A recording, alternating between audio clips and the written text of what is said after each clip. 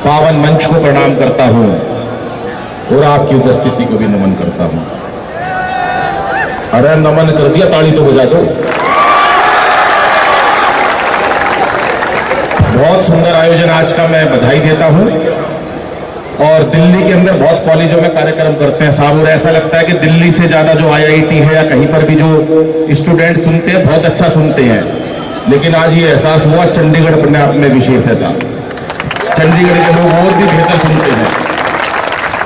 और ये जो सिक्योरिटी गार्ड लगा रखे, अगर ये अपनी बंदूक नीचे कर ले तो और ज्यादा एंजॉय करेंगे बच्चे। आप भी एंजॉय करो, बिल्कुल मस्ती से सुनना है साहब, मस्ती से पढ़ना। आज मस्ती का ही दिन है और मैं तो बधाई देता हूं। मैं तो मूलतः हरियाणा का हूं भाई साहब। पंजाब हो, हरियाणा हो, राजस्थान हो, उत्तर प्रदेश हो, इनमें चोली दामन का साथ है। कि राजस्थानी से पूछ लिया, हमारे यहाँ जाट होते हैं, उनके यहाँ राजपूत होते हैं। हम बोले जी आपकी क्या खासियत है, राजस्थानी बोला जी अपनी बात पर जान दे दें। हम पंजाब और हरियाणा वालों से पूछा भाई तुम्हारे में क्या खासियत है, बोला जी बिना बात जान दे दें। तो हमारा तो भाई साहब बिल्कुल देसी मामला है। आदरणीय बैठे हैं सोही साहब, त्रिलोक जी, प्रणाम करता हूं। कवि सम्मेलनों में जाते हैं लोग बहुत अच्छा सुनते हैं साहब, बहुत ताली बजाते हैं। एक कवि सम्मेलन में चला गया भाई साहब, मैं 1 घंटे लगा रहा, एक ताली नहीं बजाई। पता नहीं कहां से ठूठ बुला रखे थे सारे। 1 घंटे महेंद्र जी लगे रहे भाई साहब, कोई ताली नहीं, बिल्कुल खामोश। पीछे एक बाबा खड़ा, उसने ताली बजाई। मैं बाबा के पास गया, मैंने कहा बाबा बहुत मेहरबानी, तेरे को मेरी लाइन समझ में आई, तूने मेरी कविता को ताली बजाई। बोला मेरे तेरी एक लाइन समझ में नहीं आई, मैं तो तमाकू कूट रहा हूं, तू तो लगा रहे बस। तो चाहे तमाकू कूटो और चाहे मन से बजाओ, लेकिन एक बार हाथ खड़े करके तालियां बजा के बताओ कि मैं चंडीगढ़ में आया। कुछ लोग वहां बालकोनी पे खड़े हैं। हाँ बिल्कुल बिल्कुल तैयार है साहब, क्या बात है। वो वह पूछ रहा था भाई मैथ के कितने हैं, सबने ताली बजा दी। इंजीनियर कितने हैं, अरे ये पूछो भाई साहब, जो भी पूछने की बात है उसमें ये पूछो सबसे ज्यादा, मतलब पूछ रहे थे सबसे ज्यादा नंबर किसके, कौन सा प्रदेश ज्यादा। अरे ये पूछो गर्लफ्रेंड किस किस की है। सारे राज्य है भाई साहब। हरियाणा का आदमी बिल्कुल मस्त रहता भाई साहब। आप हरियाणा के प्रदेश के पास से यो इतनी लोग महिलाएं बैठी है, प्रथम पंक्ति में नमन करता हूं बहन जी। मैं तो एक कवि सम्मेलन में चला गया, पहली पंक्ति में एक महिला बैठी बाबूजी, और गुस्से से घूर रही मेरे को आधे घंटे से, खूब फुल गुस्से में। मैंने कहा बहन जी कोई गलती हो गई क्या? बोली नहीं, तेरी शकल मेरी सास से मिलती है। मैंने कहा सास कभी मूछ है क्या? बोली मूछ का तो पता नहीं, पर दाढ़ी रोज बनाती है। लेकिन कवि सम्मेलन का साहब मस्ती का माहौल रहता है, बहुत समय निर्धारित है और बरसात का टाइम भी है। ज्यादा लंबी कविताएं बाबूजी सुनाएंगे नहीं, ज्यादा लंबी कविता सुनाना अच्छी बात नहीं है। वो एक मंच से कवि ने बाबूजी इतनी लंबी कविता सुना दी, इतनी लंबी सुना दी, कविता सुनकर वहां पर बैठा हुआ एक 90 साल का आदमी मर गया। कितनी लंबी सुनेगा भाई साहब मनीष जी, कोई हद होती है थोड़ी ना, सुनाते रहो। कवि को कोर्ट ले जाया गया, जज साहब बोले कवि महोदय इतनी लंबी कविता सुना दी, तुम्हारी कविता सुनकर देश का एक वरिष्ठ नागरिक कम हो गया, तुम्हें सजा मिलेगी, वो भी फांसी की सजा मिलेगी, आप अपनी अंतिम इच्छा बताओ। कवि बोला जज साहब वही कविता मैं एक बार आपको सुनाना चाहता हूं। तो इतनी लंबी कविता हम सुनाने नहीं जा रहे हम भाई साहब, आपको बहुत मन की कविता सुनाएंगे। हरियाणा का आदमी तो वैसे ही मस्त होता है। हरियाणा की लुगाई इतनी देर चुप बिठा दो, सरदार जी मैं बता रहा हूं खड़ा नाश हो जाए। कभी नाश पता है ना कई प्रकार के होते, पंजाब में और हरियाणा में। एक खड़ा नाश होता है, वो एक ने हेलीकॉप्टर चलाना सीख लिया। घर वालों ने कहा यार तूने हेलीकॉप्टर सीख लिया, एक बार हमको भी सैर करवा दे। बोला यार शोर बहुत मचाते हो। अरे बोला नहीं बचाएंगे, शोर वोर बिठा लिया अपने हेलीकॉप्टर में, पूरा परिवार हेलीकॉप्टर में शर्त पे बिठा लिया, कोई शोर नहीं मचाएगा। हेलीकॉप्टर काफी ऊंचाइयों तक ले गया, कोई नहीं बोला। मना कर रखी थी, अगले ने पीछे मुड़ के देखा, सारे नाराज हुए पड़े पूरा परिवार। बोला अच्छा चलो कोई कुछ तो बोलो, कोई नहीं बोला। उसने अपनी माँ से कहा माँ तू ही कुछ बोल। उसकी माँ बोली बेटा मैं अब क्या बोलूं, मैं तो जब ही नहीं बोली जब तेरा बाप नीचे गिर गया था। ये है पंजाब और हरियाणा की महिला, ज्यादा देर खामोशी से बिठा ही नहीं सकते उनको। वो मेरे को तो याद है भाई साहब, एक बहुत मोटी महिला, हाँ वहां यहां भी बैठी है, यहां नहीं बैठी, यहां नहीं बैठी। ये मोटी महिला और बैठी हो तो मैं क्यों बताऊं कहां बैठी है, अपना आप सोच ले। मैं यहां बैठी हूं, ये मोटी महिला और भाई साहब मरियल सा पति, सोई साहब 30-40 किलो का पति उसका मुश्किल से। हाँ, ये भी एक आया मंच पे कर रहा था, वो जो उतना ही होगा 30-40 किलो का, वो भी फालतू बता रहा हूँ भाई साहब, बिल्कुल मरियल सा पति, मोटी महिला, उसे ले गई टैटू वाले के पास, जाके बोली भाई साहब इनके हाथ पे शेर बना दो। अब टैटू वाला हरियाणा का था, उसने पहले तो पति देखा मरियल सा, ये बात सुन के उसका खून जल गया कि पहले तो पति देख, इसके ऊपर जंगल का राजा बनवाई। उसने पहले तो पति देखा मरियल सा 30-40 किलो का वैसे, उसके बाद इतना सा हाथ उसका, जरा सी कलाई वैसे, बोला इस पर सांप बढ़ेगा, और ये सांप भी फल वाला नहीं बन सकता, इसके मरावा सांप बनेगा बड़ा हुआ लंबा, और ये सांप तो इसी साल बनवा लियो, नहीं अगले साल केचवा बनाना पड़ेगा। और बोली मेरे हाथ पे, बोला बहन जी तू चाहे पूरा चिड़ियाघर बनवा लो। हरियाणा की मस्ती और पंजाब की मस्ती एक विशेष रहती है साहब, लेकिन आज चेहरों पर तनाव रहता है हमारे, हंसना जैसे हम भूल गए। 4 पंक्तियां पढ़ता हूं कि हंसना हंसाना आदत है मेरी, अपना बनाना आदत है मेरी, लोग तो मुंह फेर के चल देते हैं, आवाज देके बुलाना आदत है मेरी, आवाज देके बुलाना। अभी मेरी बात हो रही थी सोई साहब से, हम बहुत अच्छा पढ़ाई करके इंजीनियर बन जाएंगे, डॉक्टर बन जाएंगे, और भी बहुत कुछ जीवन में ऐसा प्राप्त कर लेंगे, लेकिन क्या फायदा उस इंजीनियर का जो वहां पर जाकर नौकरी पे भी ठूठ सा बैठा रहे।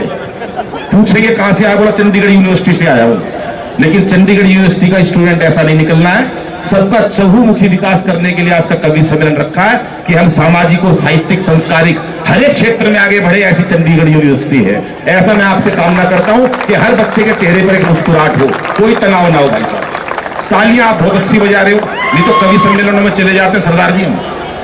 मैं एक कवि सम्मेलन में चला गया, हर आदमी ताली बजा रहा, एक बैठा ठूठ वो नहीं बजा रहा। मैंने कहा भाई तू क्यों नहीं बजा रहा? कह रहा मैं बड़ा आदमी हूं भाई साहब, मैंने तो आदमी रखे हुए। और मैंने कहा ताली बजाने के लिए आदमी टेक लिए। एक कविता सुनाई भाई साहब, सारे हंसे, वो ही नहीं हंसा। मैंने कहा भाई साहब आप क्यों नहीं हंस रहे? बोला बताया था ना बहुत बड़ा आदमी हूं, मैंने आदमी रखे हुए हैं। मैंने कहा अच्छा भाई तूने हर काम के लिए आदमी रखे हुए हैं। 4-5 दिन बाद वही सड़क पर मिल गया। मैंने कहा नमस्ते भाई साहब, बोला नमस्ते। मैंने सुना आपकी शादी हो गई, बोला हाँ। मैंने कहा आप हनीमून पे नहीं गए?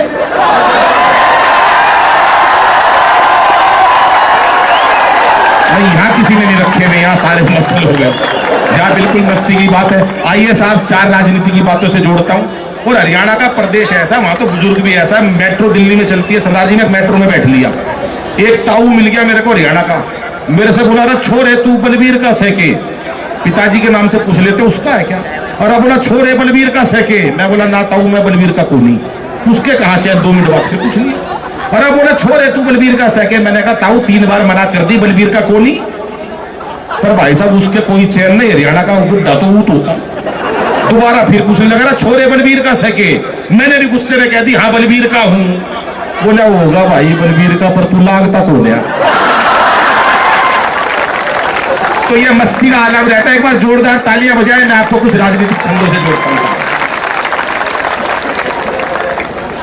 कि इस बार मोदी जी की आई सरकार, देखो सबको उम्मीद है कि अच्छे दिन आएंगे।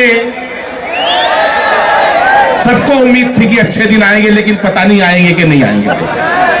आएंगे तो अच्छी बात और नहीं आएंगे तो अच्छी बात, लेकिन 4-5 नेता तो खामखाराजी हो रहे हैं कि अच्छे दिन आएंगे। ये लोकसभा के इलेक्शन की बात करता हूं साहब, आप पंक्ति को आनंद लीजिएगा कि इस बार मोदी जी की आई सरकार, देखो सबको उम्मीद है कि अच्छे दिन आएंगे।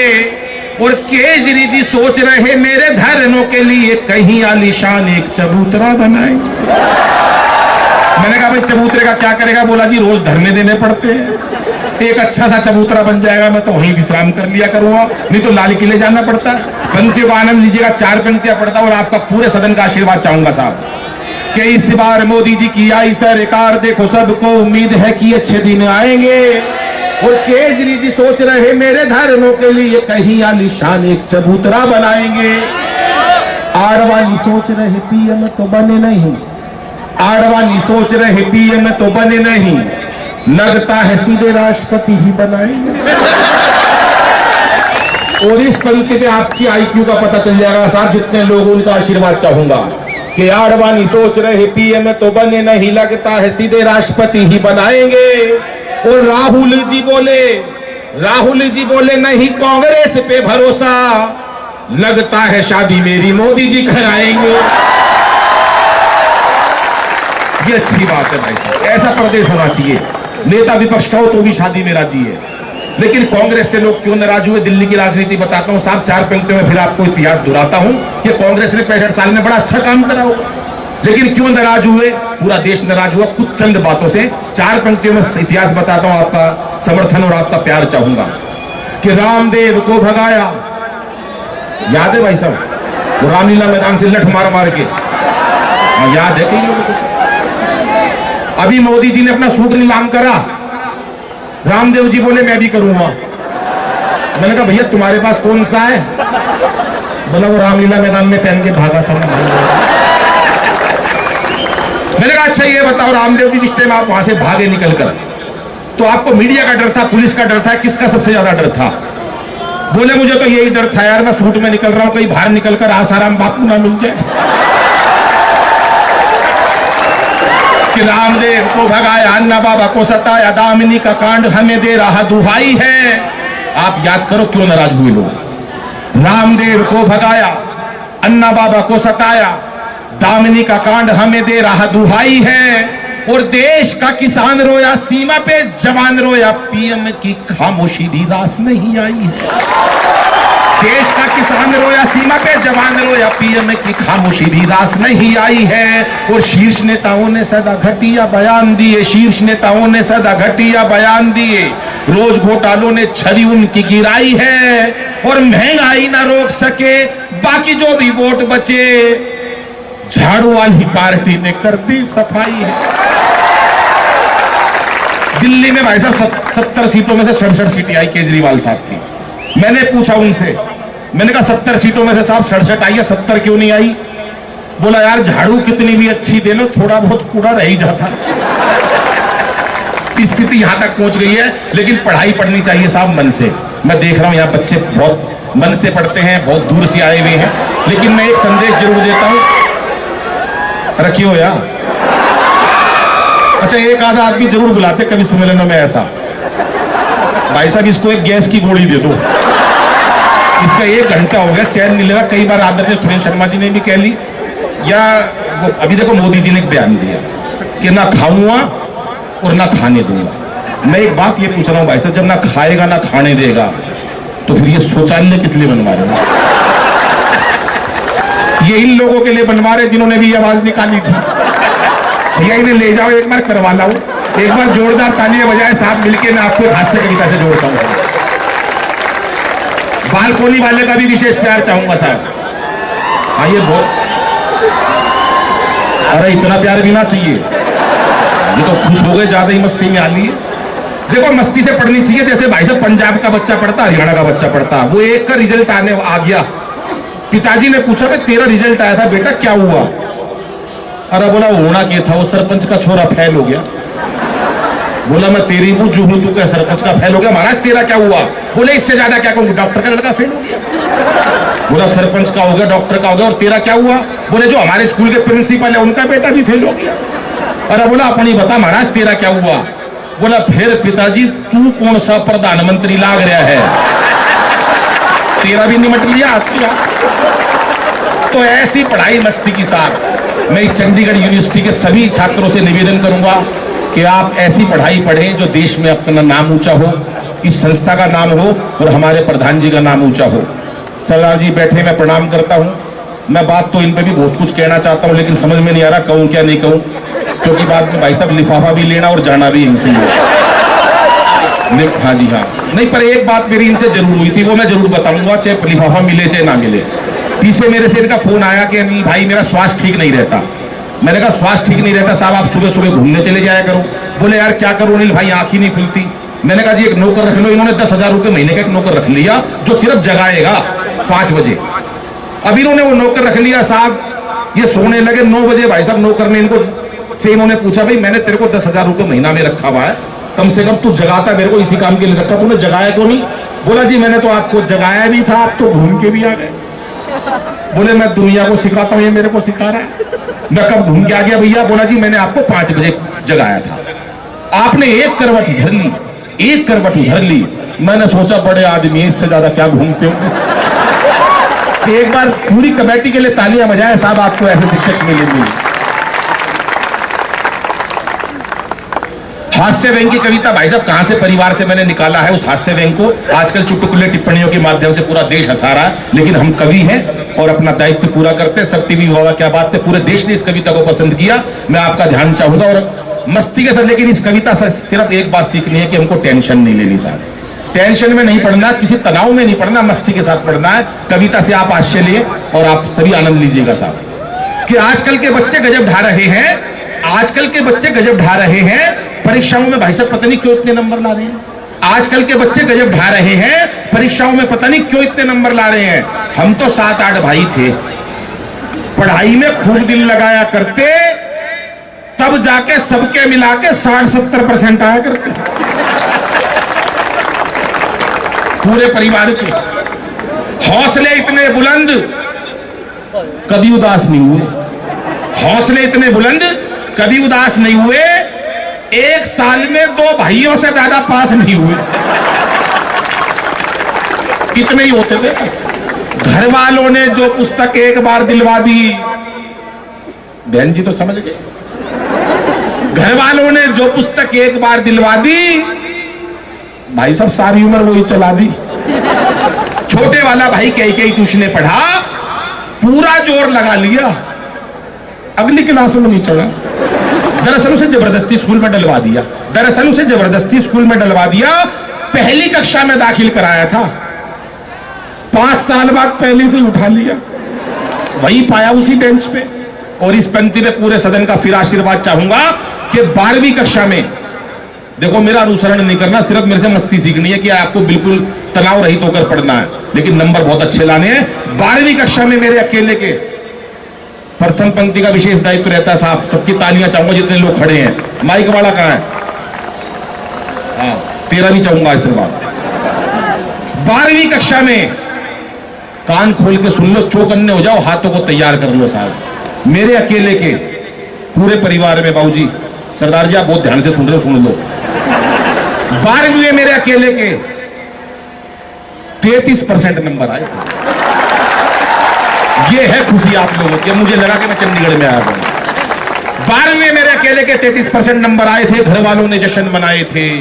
कैसे जश्न मनाए थे सुनो। जब मैं रिजल्ट देखकर घर लौटा तो अद्भुत घड़ी थी। बड़ी बुआ दरवाजे पे आरती का थाल लिए खड़ी थी। कहने लगी बच्चे ने इतिहास रच दिया। और इसी खुशी में सवेरे की सवामनी, शाम का भंडारा रख दिया। 33% में भंडारे होते थे। और पिताजी ने खुशी खुशी में पूरे घर में सफेदी करवा दी कि बेटे के 33 आए हैं। पिताजी ने पूरे घर में सफेदी करवा दी और मार्कशीट शीशे में जड़वा के ड्राइंग रूम में टंगवा दी। रिश्तेदारों को दिखाऊंगा। और कविता का सबसे पावरफुल पंच देता हूं और सबका आशीर्वाद चाहूंगा कि बड़ी अम्मा ने तो यहां तक कह दिया, दादी मां ने तो यहां तक कह दिया कि अब जब तक इस बच्चे की पढ़ाई चलेगी, घर में देसी घी की अखंड जोत जलेगी। ये अलग बात है पढ़ाई बीच में ही छुड़वानी पड़ी। सरदार जी 6 महीने से पहले जोत बुझानी पड़ी। लेकिन ना कोई शिकवा, ना कोई गिला। दाखिला आखिर कॉरेस्पॉन्डेंस में मिला, क्योंकि हमारे समय में बच्चे पढ़ाई से बिल्कुल नहीं घबराते थे। एक कक्षा में कई साल लगाते थे। और कई बच्चों के तो रिश्ते भी स्कूल के थ्रू आते थे। ये महेंद्र अजनबी जी की शादी स्कूल से ही हुई है कि 6ठी में पढ़ता 24 साल का हो गया। हमारे समय में बच्चे पढ़ाई से बिल्कुल नहीं घबराते थे। एक कक्षा में कई साल लगाते थे। और कई बच्चों के तो रिश्ते भी स्कूल के थ्रू आते थे। और कई बार तो भाई साहब सिलेबस तक एक्सपायर हो जाया करते। कई बार तो सिलेबस तक एक्सपायर हो जाया करते। बच्चे वहीं पड़े रहते, साहब मास्टर रिटायर हो जाया करते। और जो बच्चे एक कक्षा में कई वर्ष लगा दिया करते, उन्हें अगले साल कक्षा का मॉनिटर बना दिया करते। जो बच्चे एक कक्षा में कई वर्ष लगा दिया करते, उन्हें अगले साल कक्षा का मॉनिटर बना दिया करते। वही बच्चे आज देश के विजेता बन गए। और उस टाइम के सारे मॉनिटर आज देश के नेता बन गए, और उस टाइम के सारे बच्चे आज देश के, उस टाइम के सारे मॉनिटर देश के नेता बन गए। लेकिन आजकल के बच्चे जाने किस तनाव में रहते हैं, आजकल के बच्चे जाने किस तनाव में रहते हैं, हर वक्त एक अभाव में रहते हैं। आजकल के बच्चे जाने किस तनाव में रहते हैं, हर वक्त एक अभाव में रहते हैं। अरे बच्चों का बचपन बस्ते के बोझ तले दब गया, माँ बाप का प्यार कंप्यूटर टीवी व मोबाइल की भेंट चढ़ गया, माँ बाप का प्यार कंप्यूटर टीवी व मोबाइल की भेंट चढ़ गया। धन्यवाद।